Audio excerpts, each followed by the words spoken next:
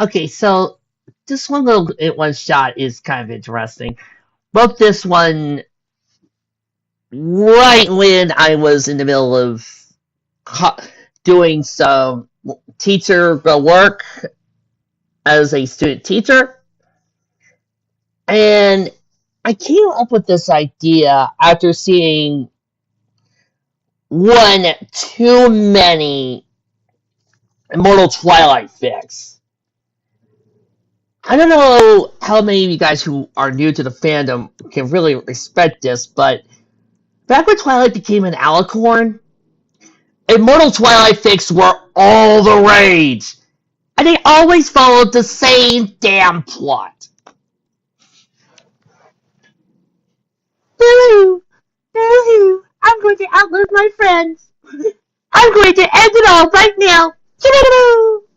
Or, boo! I'm going to outlive my friends. Celestia's just a meanie for making me an alicorn.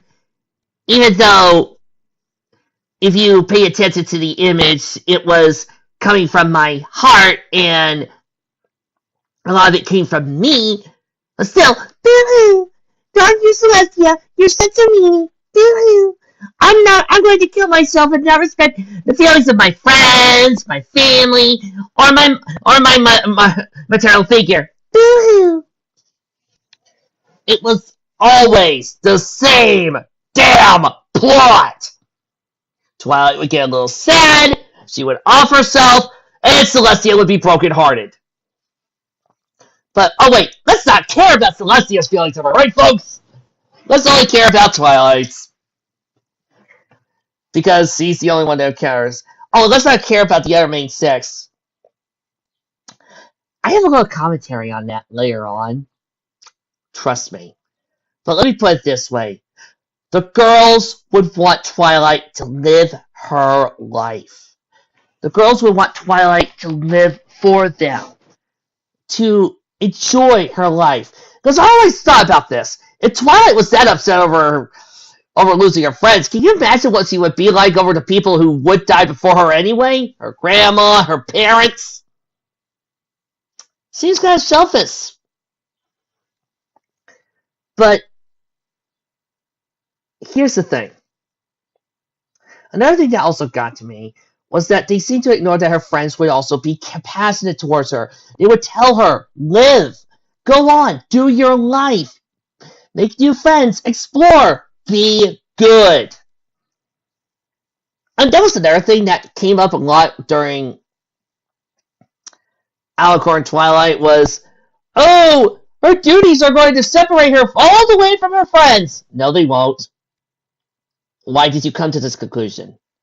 You don't think Twilight, who has established herself multiple times as a girl who plans out her entire day ahead, has a schedule for her schedules, and has post-it notes to remind her to buy more post-it notes, isn't going to find time to make time for both her duties as a princess and her friends? I know several princesses who do that! Alright, there's one princess who owns her own clothing line, for crying out loud! There's a princess out there who studies and reads! And, oh, and let's not forget, I have to live in Canterlot. Why? I don't know, it's just one of those things! So I kept reading Unbased Fear after Unbased Fear. It all just built up to the point where I wrote this. And in a light kind of a sequel to Love Marriage and Scootaloo. Enjoy. Her hardest duty. Twilight sparkled breathed deeply as she walked around her room. Today is the day, isn't it? When I had to see off one of the last of my friends. She lowered her head at the thought of the day's events. This was a hard task that she had herself today. As she knew it would never be an easy one to do. It was never easy. She walked by her nightstand to look at an old photograph of her and her friends. The same one they took on the first date. They all became friends, and her mentor sent her to live in Ponyville. Tears welled up in her eyes as the memories came to her of all the things that she and her friends did together. The lives that they lived, the journeys they had been on. She looked over the other photos on her stand, each one a precious memory of her friends together. The day they beat Discord, her brother's meeting, her coronation, saving Rarity from being a nightmare, their journey to the Dragonlands and being the Dragon Gods, Desert Flare. She looked away for a bit from that picture. All it did was remind her of the hard test that was set before her. It was a very hard test for her, one that she thought would become easier with time, and with each friend that went. But it never got easier, did it?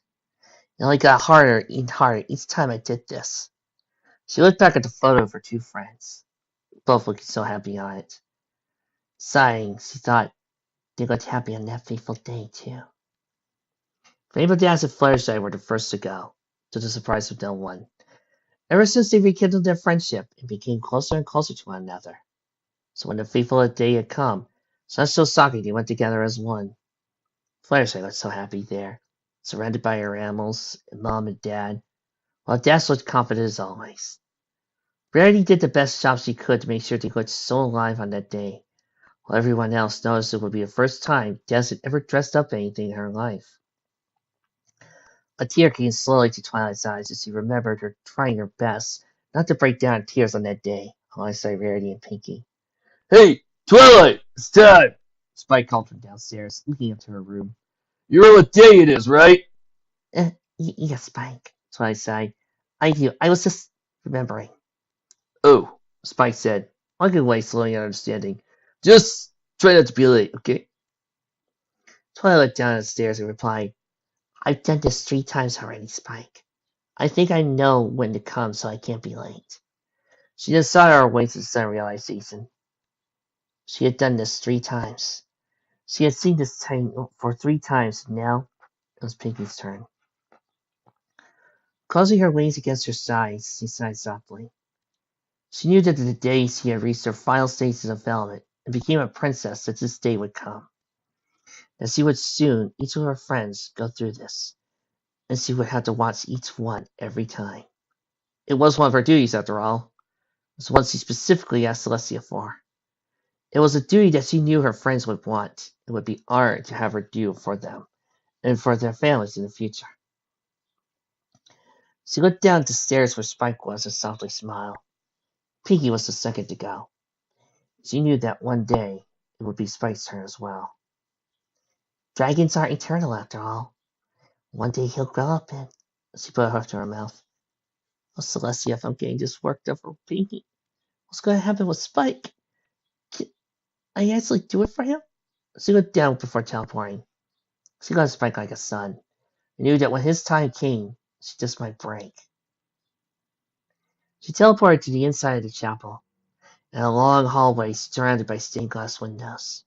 A smile came across her face as she looked at one, depicting her and her friends saving the day from an evil god from the old days that wanted to wipe out all will. Looking along the glass, she could remember each friend that stood beside her. When she reached Applejack, she remembered Applejack's day. For Applejack, it was a simple and down to earth. Well, simple it could be when you're doing it outside, and the party contained almost every Apple family member in existence. She chuckled as she remembered how tired Derpy was in spreading the news to every member, and how loud the party was. Her face then turned somber when she remembered Applejack being brought in. How beautiful she looked on that day, and how everyone there was in tears as they saw her. Twilight herself couldn't believe it when she had heard the news. It was just so shocking to hear that she saw Applejack and was able to confirm it. That was all true. She shook her head in order to clear the memory, trying her best not to dwell on how she did in the past, or how hard it was to go through it each time that the moment had arrived. However, the memories kept on coming as she looked through the hallway. It reminded her of the royal chapel that was used on Rarity's day. The chapel that she asked and begged Twilight to give her the chance to use. Only Rarity, she chuckled to herself as she walked down the hall. Only Rarity would beg for her own chapel and design her own dress for that day. She looked down, thinking that Rarity was the last before Pinkie. Never even had a chance to make a similar gown for her friend. Bet she would have loved a chance to make a... She was taken out of her thoughts by the weight of an armored white hoof on her shoulder. It never gets easier, does it, my faithful student? Celestia said, looking down at her at Twilight. No, Twilight sighed. It doesn't. I thought it would be after time, but the responsibility that this keeps bringing, the fear I might be messing something up, it just keeps getting worse. Celestia smiled warmly at her former student and looked in her eyes. I know, Twilight, I know. I personally had to watch over several of my own friends' ceremonies, and it's never gotten easier. I even close to messing it up one time. Luckily, Luna was there to keep me from ruining it. It's just so nerve-wracking each time, Twilight said, pulling up to an image on her brother playing a hoof. I mean, I've already had to been through this for my friends by now. How much longer before I had to do this for their children, grandchildren, or any of my nieces and nephews? She slowed back at Celestia's level. It's just become harder and harder to do each time. I make sure it's all perfect for them. Isn't that why you wanted this duty, though? Celestia asked, running her hoof in a comforting manner along Twilight's mane. The moment you heard that this was one of your duties as a princess, you came and almost begged me for the chance to watch over all your friends and family when this day finally came for them. Because you wanted to make sure it was as special for them and wanted to be a part of that. Twilight giggled as Celestia's hoof reached her wing, tickling her. You're right, Celestia. I did choose this. And I have to do it, no matter how hard it gets, she said, her eyes giving a look of determination. Oh, your brother is here today. You might want to get ready for your other duties soon enough. Celestia says he decided to go and watch from afar as another element bearer went through the next stage in their life. Sighing, Twilight walked slowly to the front of the chapel in front of so many ponies. All of them friends and family of Pinkie Pie. All of them connected to her one way. Twilight looked at the Kinks, now older than she first saw them, crying their eyes out for their adopted daughter, right alongside Pinkie's real parents. She looked at the Cake twins, now teenagers looking at the ceremony, thinking of their older sister. She then turned to the four ladies standing by her side, the color striking the right mood for the occasion that was transpiring. Trying to look ahead. She got a good glimpse of Pinkie as the music began to play through the chapel. Twilight kept a very stoic face as Pinkie was carried down the path to where Twilight stood. She sighed. Mary got a bit older with time, and now she was before her, looking no different than the first day she saw her. Twilight took a deep breath and began to speak. Friends, family, I'm glad we are all here gathered today to see Pinkamena Diane Pie. Pinkie looked up from her veil. Twilight! I thought you said you were going to call me Pinkie! You don't need to be so formal! The guests in the chapel just looked on in shock that Pinkie would be so brazen during her wedding! While Twilight chuckled. I'm sorry. Gathered here today to see my dear friend Pinkie Pie to be joined in holy matrimony. As Twilight went through the ceremony, Rarity looked down at her stomach. Now you see, darling, that isn't how you're not going to act, understand? Applejack looked at Rarity with an unbelieving look. I say, Ware, I can't hear you from over here. Oh, are you never talked to your first phone? Rarity asked Applejack. Twilight could overhear her longtime friends sucking up a storm under their breaths. They had both gotten pregnant around the same time and been since trying to give each other advice. Pinkie and Brayburn met each other through a mutual love of bakery, and that soon. Does he have to do this every wedding? Des asked. Come on, just say I pronounce you Mare and Stallion and be done with it! Oh, by the way, Brayburn was completely random. Fluttershy said nothing in response, as he looked down her wedding band around her hoof and bet the Rainbow Dash a smile on her face. She turned to watch the small show to her right, as Rarity and Applejack continued their small argument. Now, by the power invested in me, I now pronounce you Stallion Mare. You may kiss the bride. Arrest! Pinkie exclaimed as she tackled Brayburn to the ground and gave him a deep kiss. It's all Twilight could do to stop herself from chuckling. At the reception, Twilight sat at a table close by her friends drinking her tea. Are you sure you're okay with Pinkie wearing that dress, Rarity? Oh, of course, darling, Rarity said. Watching Pinkie dance her spotlight dance, I have to admit the idea was very creative. Twilight smiled, remembering that day Pinkie broke the news, and how she told Rarity that Pinkie's mother wanted to make the dress. Rarity was a little disappointed. She couldn't make all her friends wearing dresses. Luckily, Pinkie had an idea. She was going to combine both dresses into one. It was quite a sight. It was so Pinkie. Out of the corner, Twilight's side, she caught Rarity's husband talking, and that turn began to bring back memories of the adventure. They had to save him before the wedding. How you holding up, Sugar Cube? Still thinking this was hard? Applejack asked. I probably wanted a little. Not at all. At least compared to yours. Never realized you were going to fight the entire family here, or that everyone was going to wish you well. She's not going there, Belly, reminded of full. So how is it? Yeah, it's doing fine. Rarity's been making Sarah take good care of it. Applejack chuckled, drank a little cider. She and Rarity got pregnant around the same time. They were due around the same date.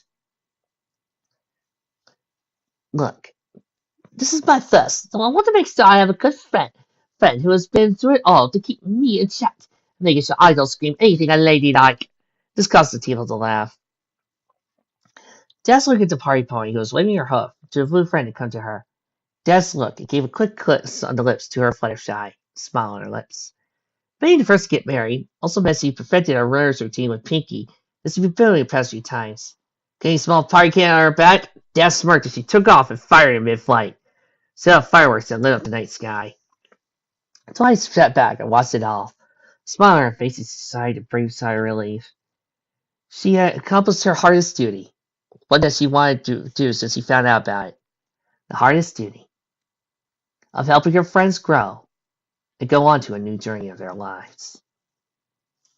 As I said previously, one of the tropes that I got so annoyed with when Twilight got alicorned was the immortal Twilight trope. Yeah, seeing her friends age before her while she stayed young, yeah, it's gonna suck. But that doesn't mean you can't live your life. That doesn't mean you can't live for your friends. That doesn't mean you can't, enjoy it. Enjoy the time you have with your friends. Enjoy the experiences. Be happy with them, because they're going to be happy for you. Learn to live. So I began to think of all the other duties Twilight could do. Because I like looking on the bright side. I'm sorry.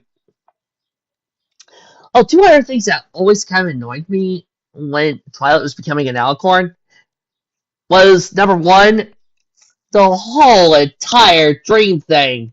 For those of you who don't understand, I read somewhere that somebody said, well, now that Twilight is an alicorn, all of Twilight's other friends' dreams don't matter. What? Bullshit! I bet the same person watches Sailor Moon and goes, well, now that Usagi's going to become a princess, the rest of the Sensi's dreams don't matter. They do. Or watching One Piece. Well, now that Luffy is going to become king of the pirates, guess the other Straw Hats' dreams don't matter. Bullshit! Well, now that Naruto's Hokage. Do you see how stupid it sounds? The other stupid thing I always got annoyed by was oh, well, now that Twilight's super special powerful, all-powerful alicorn, this means she'll dominate the fights. There's no purpose for her friends. First off, stop watching DBZ. It's completely ruined your mind. Second of all, here's how you make it simple. You let Twilight handle the big bad, and you let her friends handle the soaring algorithm of evil. Or choice B. You make the big bad in such a way that all the girls have to work together to take him out. Do you know what happened to Naruto? Kaguya required both Sasuke and Naruto to work together to take him out. Do you know what happened to the Ten Tails? All the former rookies joined in! Just because you have a very powerful person does not mean to take the action away. If you're a good writer, you can divide it up. Interestingly enough, T-Rex kind of did that. And interestingly enough, I also did that with Fall. Actually, I've done that several times now with my stories, where everybody worked together. But hey, that's just me. Well, see you for the next one shot. By the way, guys, maybe you figured it out by Fall, but I am a huge troll. So